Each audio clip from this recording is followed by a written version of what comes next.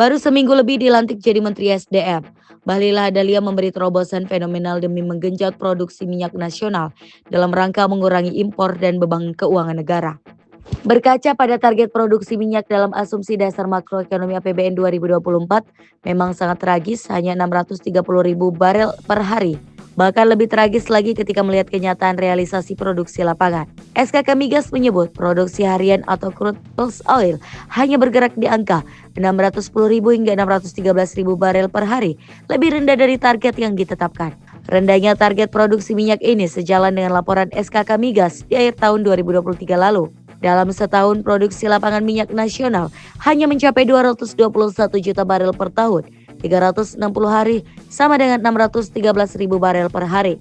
Rendahnya produksi minyak nasional tidak sebanding dengan tingginya angka konsumsi. SKK Migas mencatat, konsumsi minyak nasional 505 juta barel per tahun. Paling banyak terserap ke sektor transportasi 248 juta, industri 171 juta barel, dan ketenaga listrikan 38,5 juta barel. Kalau total produksi dalam setahun 221 juta barel secara apple to apple dipakai untuk membayar konsumsi 505 juta barel, maka ada selisih kurang sebesar 284 juta barel. Satu-satunya cara yang dipakai pemerintah untuk menambal kekurangan tersebut adalah impor. Kementerian SDM mencatat, impor Indonesia sepanjang 2013 capai 297 juta barel.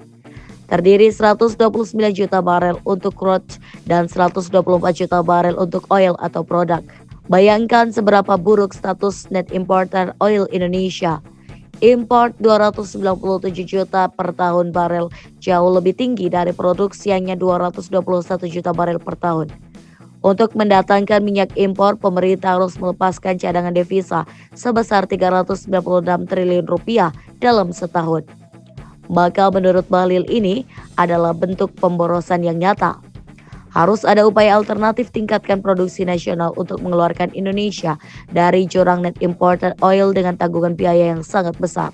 Bahlil mengusung terobosan fenomenal untuk menjual 5.000 sumur minyak kategori idle well atau nganggur tidak lagi produksi kepada swasta, terutama asing untuk reaktivasi kembali produktivitasnya untuk genjot produksi. Saat ini secara nasional ada sekitar 44.985 sumur minyak, hanya 16.990 yang produksi. Sementara 16.250 sumur masuk kategori menganggur atau berhenti produksi. Tidak semua sumur nganggur bisa direaktivasi kembali mengingat tidak adanya potensi subsurface keekonomian yang tidak terpenuhi karena Hekos reactivation serta faktor HSE dan non-teknikal lainnya. Setelah diverifikasi Kementerian SDM, Bahlil menyatakan ada sekitar 5.000 sumur yang bisa direaktivasi kembali, dilepas ke swasta. Jadi untuk genjot produksi, cara Bahlil adalah reaktivasi kembali produktivitas sumur nganggur dengan cara dijual dan dilepas kepada swasta, mayoritasnya asing. Ada 1.001 cara yang bisa dilakukan tanpa harus melepas sumur-sumur idle well kepada kontraktor swasta asing. Contohnya jika memang masalah pemerintah adalah soal teknologi yang butuh banyak anggaran di luar kesanggupan produksi, cara mengatasinya sederhana sekali. Bahlil harus berani melenyapkan inefisiensi dan korupsi di sektor hulu migas yang marak dilakukan para elit dan kontraktor swasta. Salah satunya adalah indikasi inefisiensi, markup, perampokan, cost recovery atau biaya pengganti produksi dari pemerintah ke kontraktor swasta.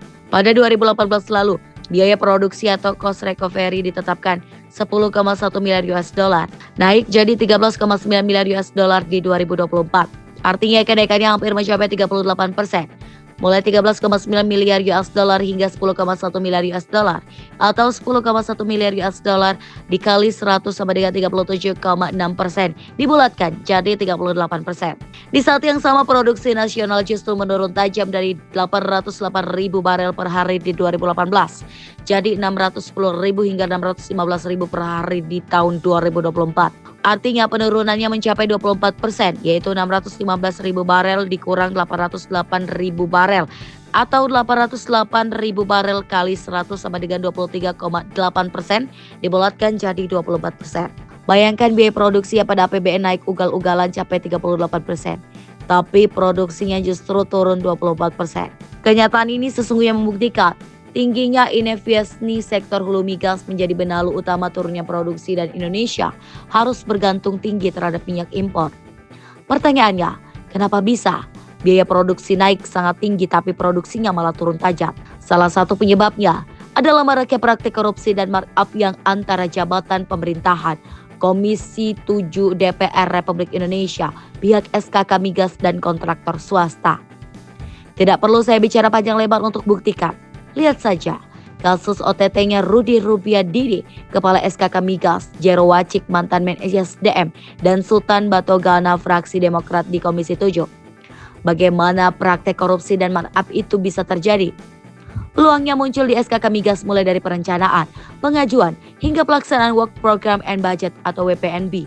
Katakanlah di tahun 2024 ini biaya produksi diajukan dan realisasinya berpotensi lebih dari 13,9 miliar US dollar. Anggaran sebesar itu sepenuhnya dikelola oleh SKK Migas tanpa ada pengawasan Majelis Wali Amanat. Status SKK Migas selaku BHMN itu derajatnya seperti kampus-kampus negeri milik negara. Di atas rektor ada Majelis Wali Amanat yang mengontrol rektor kelola uang kampus. Setahun kampus kelola uang tidak lebih besar dibandingkan tanggungan APBN untuk biaya pengganti produksi minyak ke kontraktor. Sementara SKK Migas kelola uang negara 13,9 miliar US dollar tidak ada yang mengontrol dan mengawasi. Ini keadaan nyaman yang memberi peluang bagi pejabat pemerintahan, politisi dan kontraktor markup bergerombol merampok uang negara. Perkara kotor ini masih berlangsung subur sampai saat ini. Seandainya perkara kotor inefisiensi ini dilenyapkan, maka negara bisa menghemat sekitar 60,8 triliun rupiah per tahun. CR 2024 13,9 miliar US dollar hingga 2018 ya 10,1 miliar US dollar sama dengan 3,8 miliar US dollar kali kurs 16.000 sama dengan 60,8 triliun. Hasil pengamatan tentu saja bisa digunakan pemerintah menghidupkan kembali beberapa sumber idle well untuk mengurangi ketergantungan terhadap kontraktor asing. Pengamatan ini juga lebih dari cukup untuk menggenjot produksi dengan cara membangun kilang. Cukup dengan biaya 50 juta US dollar sampai 150 juta US dollar. Pemerintah bisa bangun kilang kapasitas 6.000 sampai 18.000 barel per hari. Dengan membangun 10 kilang mini misalnya bisa mendapatkan kapasitas hampir 100.000 sampai 200.000 barel per hari. Ini baru salah satu model penghematan inefisiensi di sektor migas. Masih banyak celah inefisiensi yang perlu dilenyapkan. Jika semua berjalan baik, maka kebocoran anggaran negara bisa teratasi. Indonesia pelan-pelan bisa membangun ketahanan migas tanpa perlu bergantung terhadap modal asing. Tapi, apa punya niat dan berani Bahlil lenyapkan perkara kotor yang jadi ladang perampokan uang negara para elit dan kolega oligarkinya. Ini malah usung terobosan jual, lepas 16.250 sumber minyak idle well kepada swasta terutama asing.